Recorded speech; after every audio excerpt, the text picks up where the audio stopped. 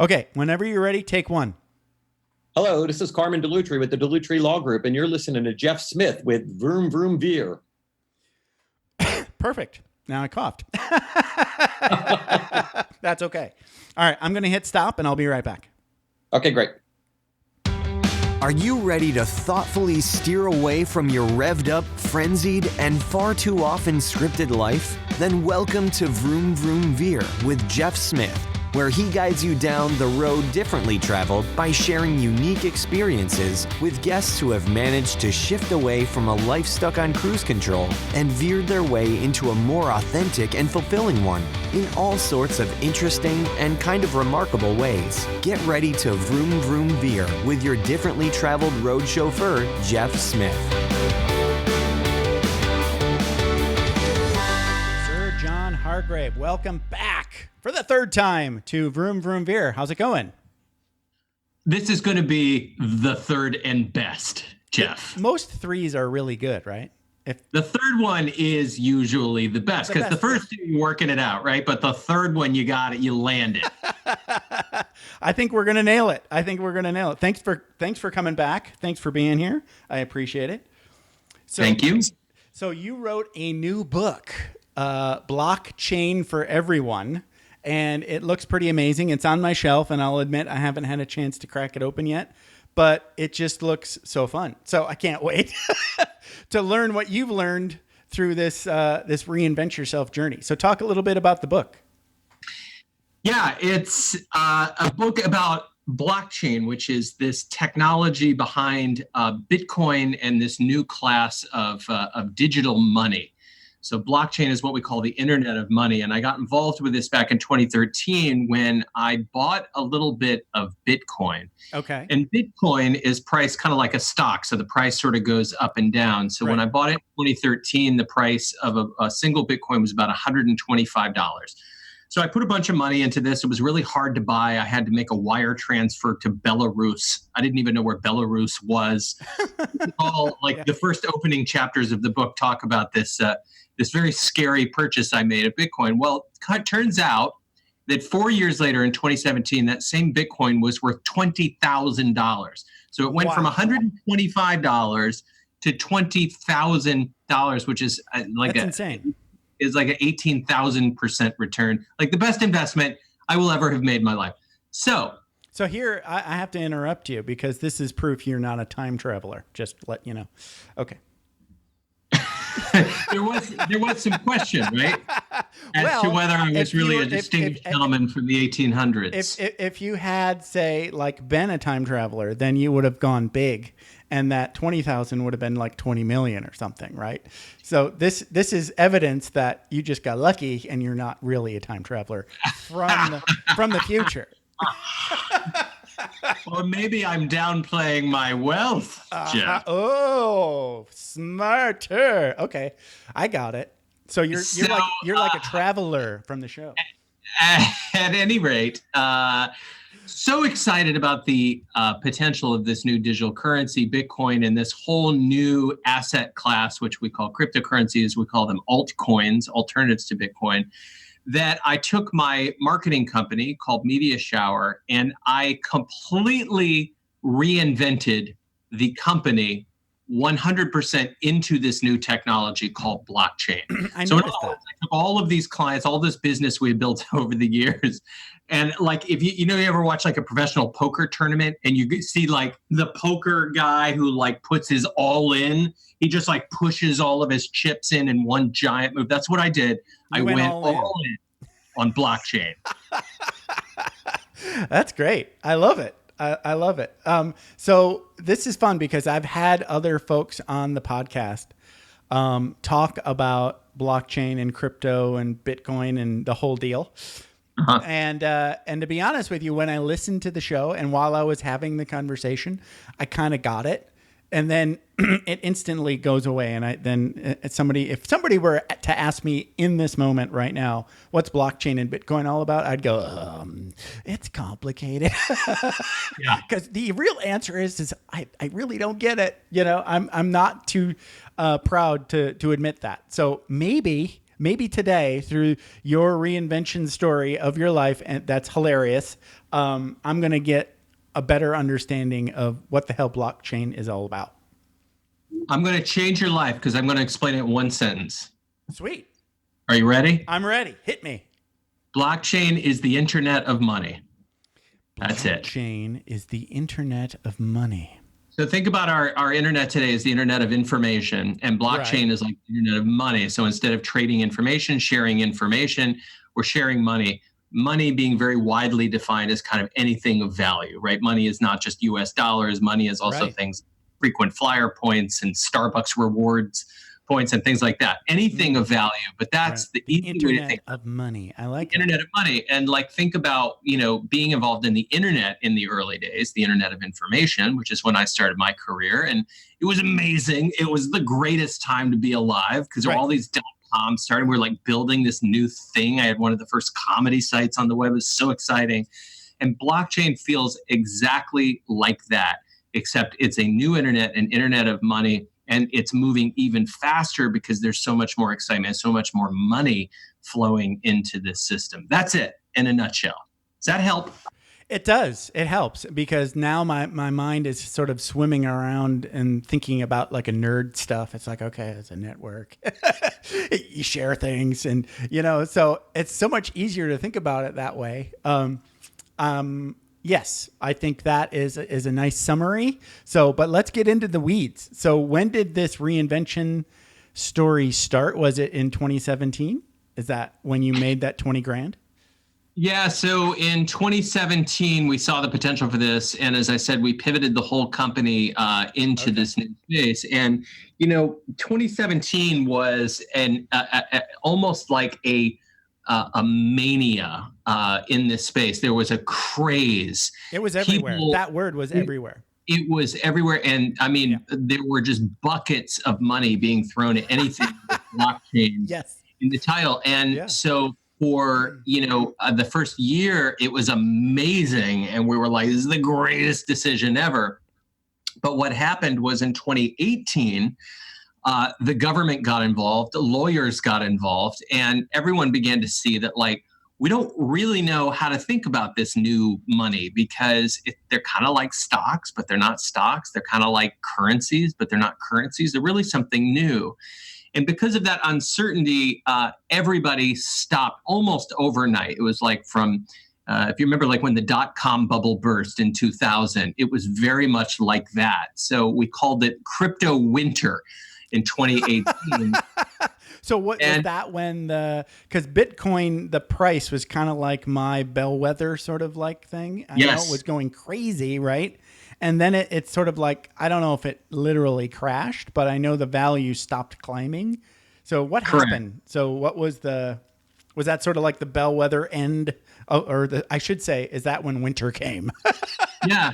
You're absolutely right. The price of Bitcoin is a good bellwether for this whole market. And the price of Bitcoin went from like 20,000 at its highest down to 5,000. Okay. So, wow. Okay. So you might say, okay, well, you bought in at 125, 5,000 is still amazing. But now you had all these people who had bought in at 20,000 who now saw this just massive wealth just destroyed overnight. And that is what started, the slowdown, and then it turned into a trickle, and then and then the trickle froze, and that turned into crypto winter. So this period of 2018, and in the book, I have the rise is part one, and then the fall is part two. And this was the fall, where these were extremely dark days and they were incredibly difficult. And the process of reinvention, I believe, is one in which the highs are really high and the lows are really low, because you are operating in a new space. You're operating in a new world. And that's what we found, was this new world was dark and scary and uncertain. And nobody knew. There was no playbook. We were inventing everything. It was definitely very Wild West, right? It was absolutely like the Wild West. It's a digital frontier, because like everybody involved, and when I say everybody, I mean literally everybody that is involved in any sort of secure transaction. So think about that. I'm talking to the audience now. That's like a title company, right? That every little person that is in your wallet when you buy your house is interested in secure transactions. And they kind of like it the way it is, right? So that's just an example of one industry that is interested in, like, yes, we want to know about it, but we also don't want to stop making money. Right? So that's right. Yes. That's right. They don't want to reinvent themselves, right? And you're absolutely right. It's banks, it's financial services company, it's real estate. Yep. It's government, it's identity companies, it's like your Equifax, right. Yes. credit bureaus. It's anybody that has secure transactions, as you're saying. That's what we mean by the Internet of Money. And this is a disruptive technology, which means it is going to require them to radically rethink their businesses. Right. So that's what we were all saying and so excited about in 2017. But then in 2018, it was like reality set in. We all realized. Like, so what was, how was it sort of like some big bank or some big government agency sort of like laying down some sort of law? What was the thing that brought on that cool down? To the contrary, I believe that it was lawyers getting involved. Okay, all right. Because all of these companies were now launching their own altcoins or alternatives to Bitcoin. So this became a very popular way of raising money. As you would start a new company, you say, right. I'm going to launch this new cryptocurrency. People can buy my cryptocurrency and essentially get sort of like a piece of the value of my company. Well, then the lawyers started getting involved and saying, wait a minute, like that looks like a stock, which means it's like under this set of laws. We have to regulate that. Right. So the regulation became a question. And what the lawyers will always, advise you is be conservative, be timid, and don't take risks, right? But pay me a lot of money for my partially informed opinion. Right. Because they didn't know any more about blockchain than anyone else. But they saw an opportunity to make some money. Huge. Yes. Huge. Yeah. And so I think because of that, again, that torrent of money began to slow down. And then, that combined with the price of Bitcoin dropping made this really difficult period. Okay. All right. Gotcha. All right. So now we're at the beginning of winter, I suppose. We're midway through winter, and people are emaciated, and we're like gnawing on old bone. All right, we're eating your horses together for warmth, Jeff. Yes, you're eating the horses. Robin's minstrels are nervous.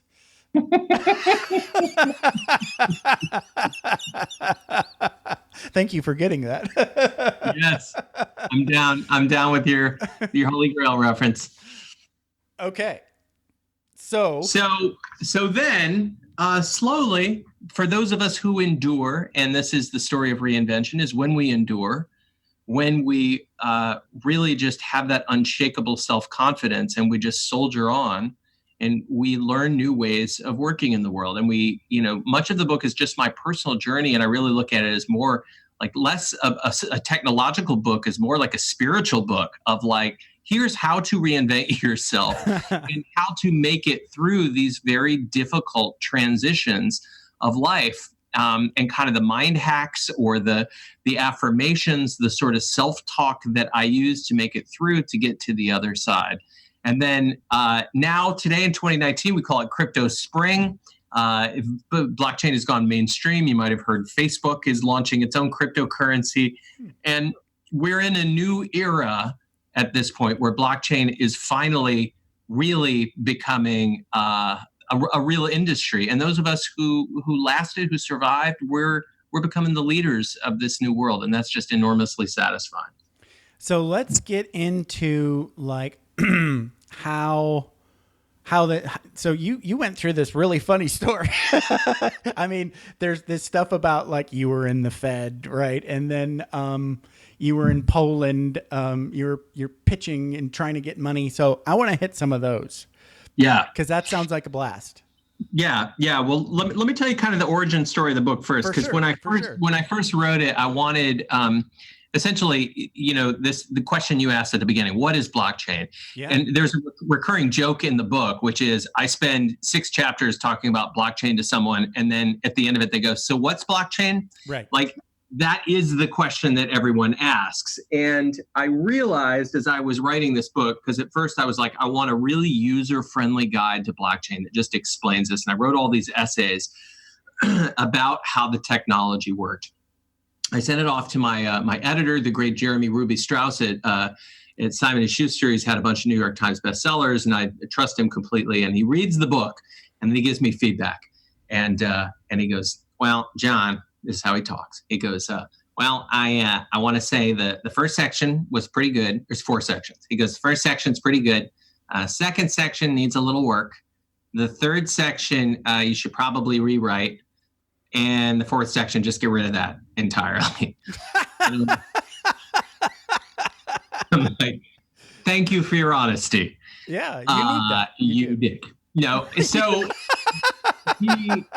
he's the greatest. He's the greatest. And he was right. He was totally right. As I reread it, I was like, this is the same as every other blockchain book on the market. It's a bunch of sort of dry technical descriptions. Even though I'm trying to make it funny and I'm bringing all my comedy writing chopped in here, it's still boring. Nobody's going to finish it. I'm like, I got to write a book that people are going to read from cover to cover. And I want them to read the whole damn thing. And then my friend, the great Heather Kelly, this author who I respect a lot, goes, have you read this book called Save the Cat? Now, Save the Cat is a screenwriting book. It's for movie producers who are writing a screenplay. And he says, here's how you write a screenplay. You ever see like a guy writing a screenplay and how he'll have like all those colored index cards on the board? Right. You know, like he's plotting out all the scenes. He shows you how to do this in this book, Save the Cat. And I said, that's it. We have to write this book as a story. It's got to be a movie. It has to have an act 1, an act 2, and an act 3. And it has to have characters in it. And you have to feel it. And that is when I realized that all these blockchain books speak to the head. And we had to have one that speaks to the heart.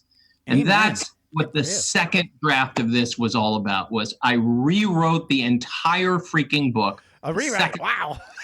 Okay. This one is a story that really spoke to the heart as well as the head. I brought this one back to my editor, Jeremy, and he comes back the next day and he goes, we got a page turner.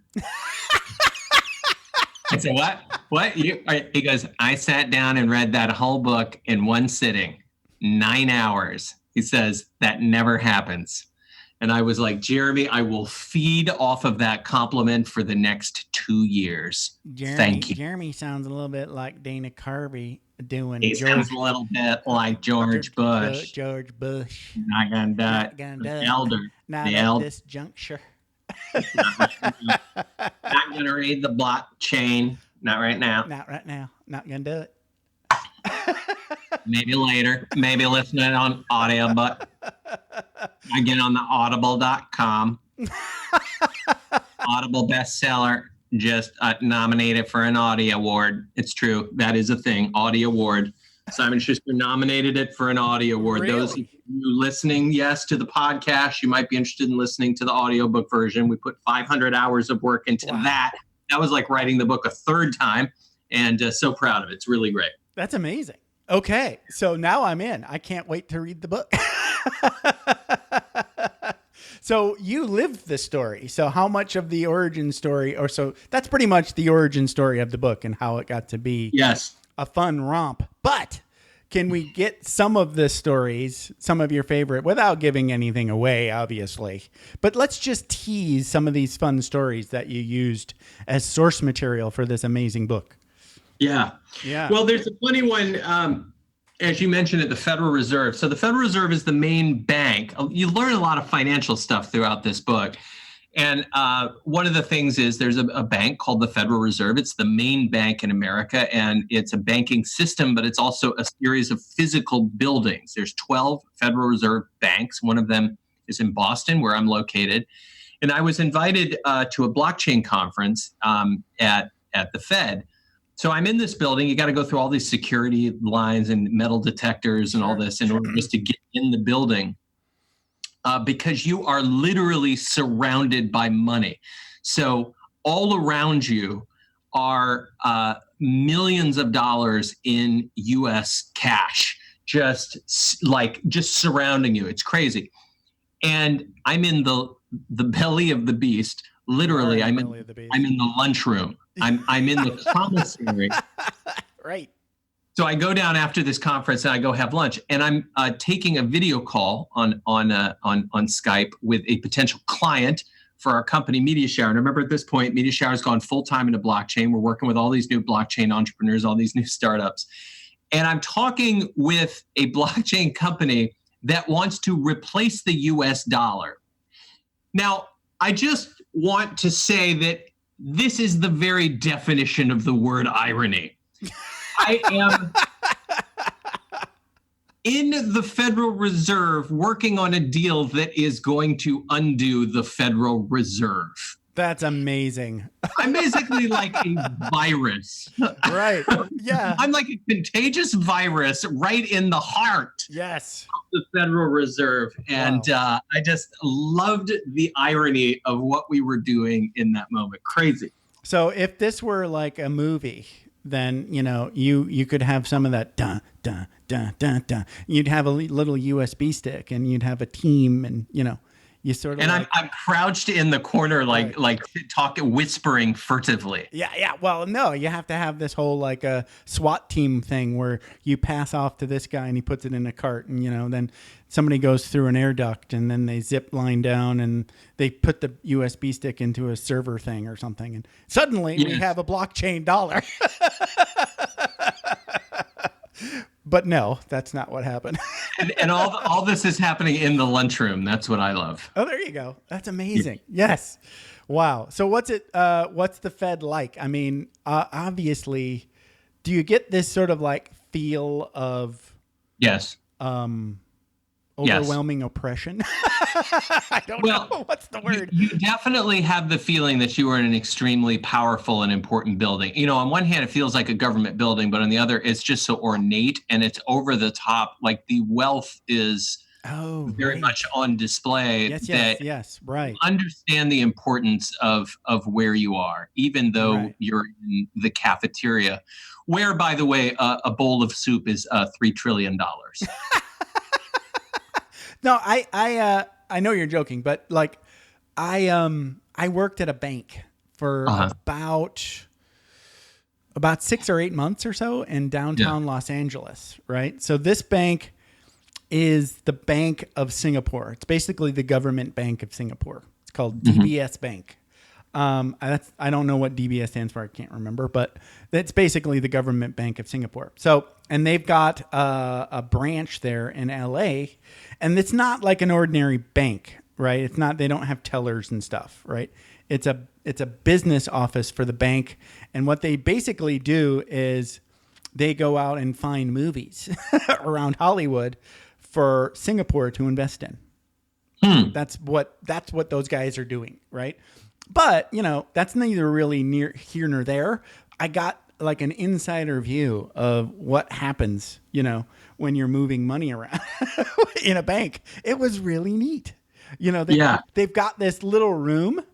It's got like a glass window and you have to have a key card, like a prox card to get in. And only like me and the other IT person and then the Swift guy was authorized to go in there ever. And the only reason I had to go in there was because there was some IT crap in there, right? So I went in there every day to log a check or something, you know, check a log, right? But it was just fascinating because there's this little PC. Actually, no, there was not a PC. It was a networked printer. And every once in a while, it would spit out a sheet of paper. And that was money. I was like, wait a minute, what just happened there? So this guy would go in there, he's the Swift guy, and he would go, hey, all right, money. And then he would take that piece of paper out of the room and go over and use the numbers, and that was money. I was like, wow, really? So to translate, the Swift guy is the international transfer guy. Swift is the payment network that's receiving or sending these payments. And every time the printer spits out, but it's some enormous sum of wealth that is moved from one account to another, probably to finance the movie Crazy Rich Asians. Right? Now we know how that got Now made. we know how that happened. Right. Yep. Yes. Yeah. It was just crazy that's That was the 2016 version of moving money around. It's just crazy to me. It didn't feel, I grew up when I was 18, I was in the Air Force, and there's levels of security in the government, right? Yeah. So almost my whole Air Force career, I had all of the security, right? I was in the most secure buildings. Right? And so how did this happen right off the bat at that age? Weird, I guess. I don't know. I had one of those jobs in the Air Force it was a very generic job. It was kind of like Radar O'Reilly from MASH. Yeah. I was an admin specialist, right? Uh-huh. So those guys can basically be assigned anywhere. So I just got luck of the draw that my unit required this clearance. It had nothing to do with me. Now, that's so funny. Yeah, had I not gotten the clearance, then they'd have to go back to and pick somebody else. But I did, so I got in. So now you've got this top secret security clearance in the Air Force. Yeah. You're also in the back room with one of 3 people who has access to international wire transfers. Yes. Happening from Singapore. Scary, right? You live a charmed life. Right. I know. I've seen the back rooms. I am very fascinated by seeing the behind the curtain. I like seeing behind the curtain. If I could get to Disneyland and get the employee background, tour. Yes. That would be amazing. I love being in the back rooms in the belly of the beast. That's amazing. Well, given your track record, I think if you applied to work at Disney World, they would instantly take you backstage in the Haunted Mansion and say, here you go. Here's the controls to the robots. And by the way, here's the body, the frozen corpse of Walt Disney. We keep it in a refrigerator right here. He's in stasis, right? We have his We have his brain. But if you want to wake him up for 10 or 15 minutes, he's all yours. Only 3 people have ever been allowed to do this. But you're one of them. For you, anything for me. That's amazing. Okay, so all right, so you survived. I take it you didn't replace the dollar with Bitcoin or some. Not yet, but I mean it is happening, and I think this new Facebook cryptocurrency, it's called Libra, is the next shot at that. But that's ultimately what we're doing: is we're building a global currency for a global economy. We're building one money for one world, and I think it's inevitable. It is going to happen, and the question is just like how are governments around the world going to respond to that? That's very exciting. I mean, talk about reinvention. That's reinventing money. Right. And rethinking the way so you don't need to have your Swift guy in the back room anymore making these transfers in between different currencies. We'll have one currency that everybody uses. We're one planet. We're one species. We should have one money. That's the project that we're building. Wow. I would think that would be something like a government. Who knows? It's still very Wild Westy.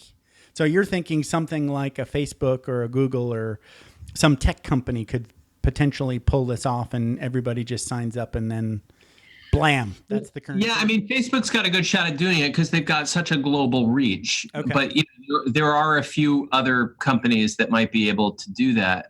But that's why this new Facebook project, the Libra project, has so much credibility. Is they're already, on the phones of 2 billion people, I think, worldwide. So wow. That's true. Yeah, so that's pretty good. They're already there. Pretty good market penetration. But you have to remember the Betamax rule. We don't always get the best thing. I still have a Betamax player. Thank you very much. So Facebook could be Betamax. You never know. Or it could be Laserdisc. We don't. I watch all my Kurt Russell and Goldie Hawn films on it every night. So please, don't be dissing Betamax. I'm not. I loved Betamax. It was so much better. Yeah. So let's talk about how you ended up in Poland.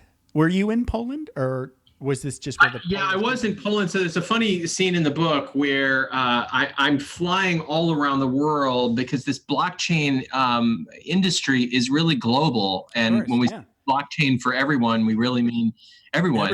Yeah. It's happening everywhere. And I'm in Poland at one point, talking to a Polish energy drink company. And the idea we had was that they would create their own digital currency, their own cryptocurrency. Right. And it would be integrated into the can. So to be clear, this was like a Red Bull of Poland. It's like Red Bull. Okay. Okay. And imagine, if you will, a Red Bull energy drink with a little QR code on it. And you scan in the QR code and you earn essentially a cryptocurrency. You earn a token. You earn kind of a little digital money. No different from like how you might earn rewards points at Starbucks or something like that. Okay. The difference is that this would be really more like a money. So this money you could like trade and buy and sell on digital exchanges, like you would buy and sell dollars, Okay. into yen or into euros or something like that. So we called this idea the can is the coin. So I go out to Poland. I fly out there. I'm all hyped because I've just had an energy drink and I'm full of energy. You've just had a Red Bull. And I walk into this room and I'm buzzing with excitement and ready to pitch. And I am confronted with a trio of dour-faced executives who could not be less interested in the Red Bull idea. And their CEO, who was the guy who invited me there, who I was there to see, turns out he was in Singapore. So the CEO, I fly to Poland, is in Singapore, and I'm like, this makes no sense whatsoever. That's awesome. So I'm trying desperately to pitch this idea of the can is the coin, this QR code, and I look over at the CFO, who is, by the way, does not even have a laptop. He's just got a yellow legal pad, and on the pad is one word crossed out: blockchain. That's it, with a line through it. So it did at least provide me with a funny story in the book, but it also gave us another idea, which is, what if the book itself comes with cryptocurrency? So what if we use this same idea? So I went back to Simon & Schuster. I'm like, look, the cover is the coin. I'm not going to give up, right? I'm still like on this idea. I'm like, imagine if in the book we've got a little QR code. You scan the QR code and you get Bitcoin. And my editor, Jeremy Ruby Strauss, says, the last time I heard an original idea in the book publishing industry was never. And that is an original idea. I said, thank you. So we tried to make this happen, and it turns out it's very difficult for many technical reasons to include Bitcoin with every book. But we did. It would be pretty easy to steal, right? That is the big problem, is we didn't know how to get it into a bookstore in a way that like somebody wouldn't just sit there and scan in the QR code, like hoover up all the Bitcoin and never buy the books, right? Right. Or like redeem the Bitcoin and then return the book, because books are returnable and Bitcoin is not. Right. So there were all these problems doing it, and we spent many, many hours, but finally figured out an alternate solution. So I connected with this company called Coinbase and another company called Maker that makes this cryptocurrency called DAI, D-A-I. And they basically said, look, we will kind of co-sponsor this. If you would like to offer this to people who buy the book, we will give them $5 worth of this DAI cryptocurrency in a Coinbase wallet. Because to them, they want to get more people using this Coinbase wallet app, and they want to get DAI into the hands of more people. I'm like, this is a win, because now we're getting people onto the blockchain for everyone. We're getting people buy the book. Like, this is just a win. Everybody, this is great. So we did this deal, but then I said, I got a way to make it even better. Let's, instead of $5, make it $25. Because the book retails for about $25. You're getting $25. You're essentially getting the book for free. So we said, let's do it. And that's what we've done. So if you go to BlockChain for Everyone, your listeners can buy a copy of the book that will come with $25 of this DAI cryptocurrency.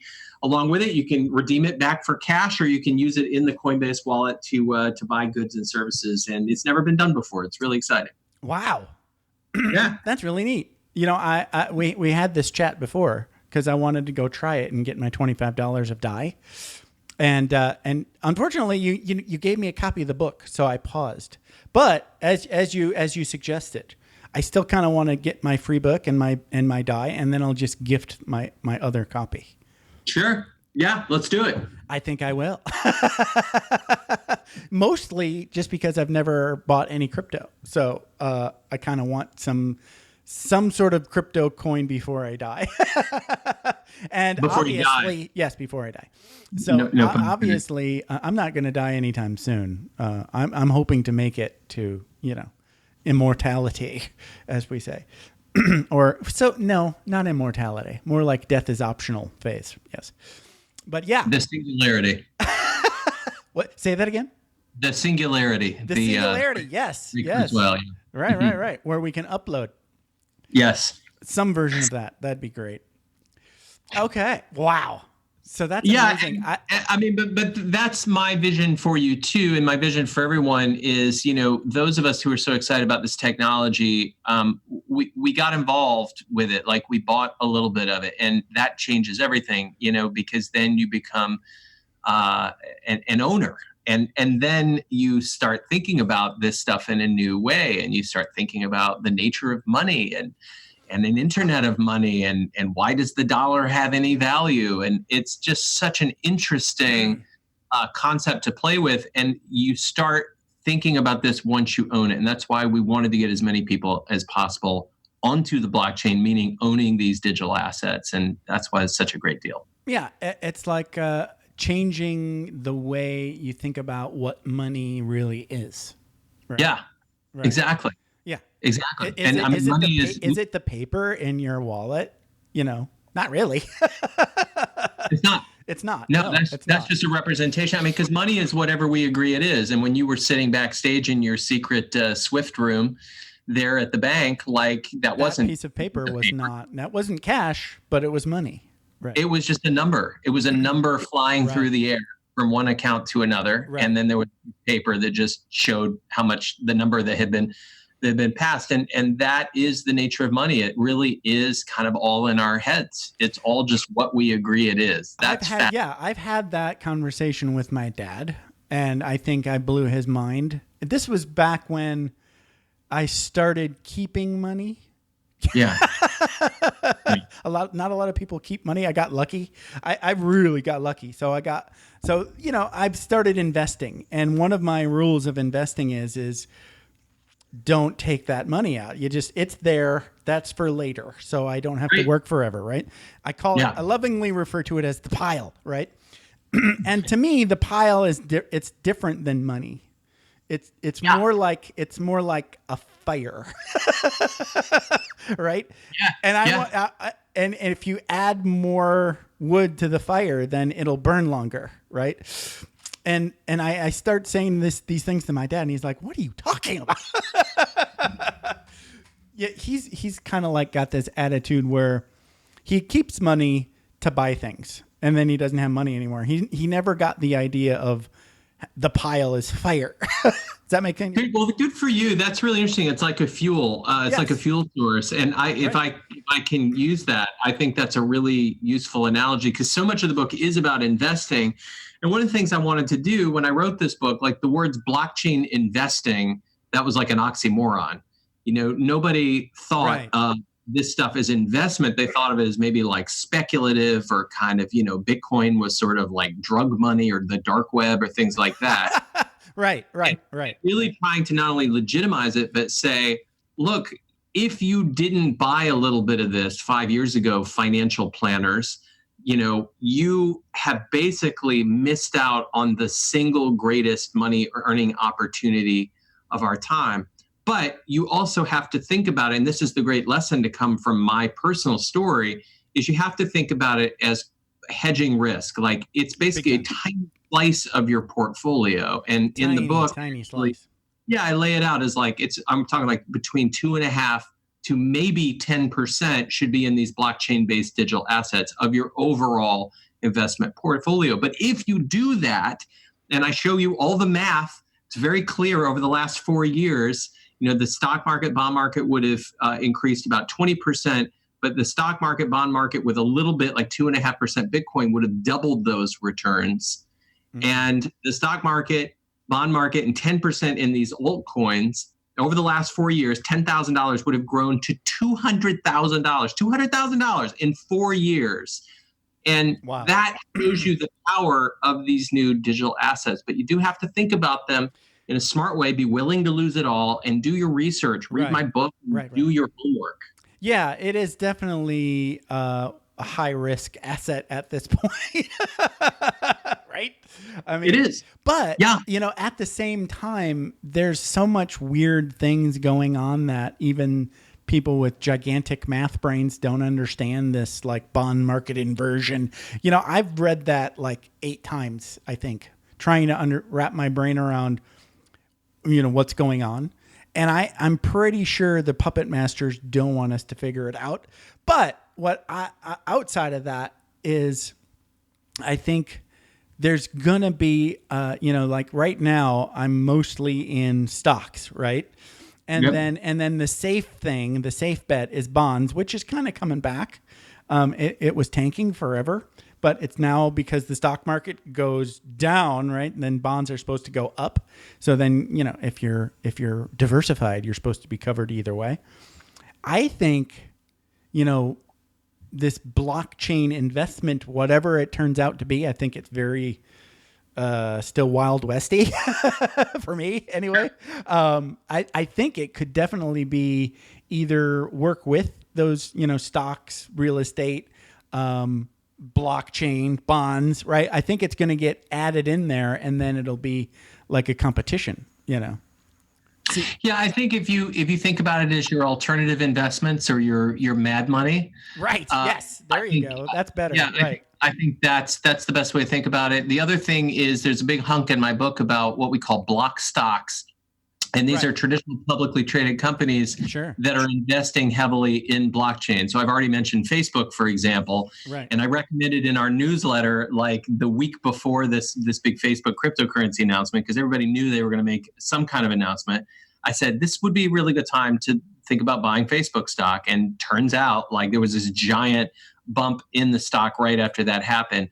But there's all kinds of companies, and I list like 20 of them in the book, that are publicly traded. You can buy them through a normal, stockbroker that will that are investing heavily in this new technology. So that's another way of kind of getting in without directly buying Bitcoin, for example. Smart. Yes. For all of us horribly conservative people like me with my money, I can definitely do that. Yes. Hey, I could talk to you for at least 4 more hours probably and have a blast doing it. We could do more Dana Carvey. But we have to wrap up because I have to record another show. So gonna have to wrap it up now. Gotta wrap it up. We could talk forever. Not gonna do it. Not at this juncture. Wouldn't be prudent. So talk a little bit. So blockchainforeveryone.com is the book. And anything else you want to pimp before we say goodbye? Yeah, blockchainforeveryone.com will give you the offer from Coinbase and Maker to get the $25 in DAI. So make sure you order through that page. But of course, you also can order on Amazon and on Audible, our amazing radio play is really what it is. Not just an audio book, it's really a radio drama. Really? Now wow, that's intriguing. Wow. Cool. All right. Hey, this has been a blast. We have to do this yet again. This is number 3, but it won't be the last. This is the trifecta. Yes. And I think the best so far. I don't know. We didn't say you are not your mind, but that was awesome too. All right, man. Thank you so much for hanging out with me for a little while, and you have a good day. Thanks, Jeff. Have a good one. Thanks for taking the time to ride along with us on another episode of Vroom Vroom Veer. For podcast info and show notes, be sure to head over to vvveer.com. That's VVER.com. Man, that's fun to say. And we'll catch up with you next time here on Vroom Vroom Veer.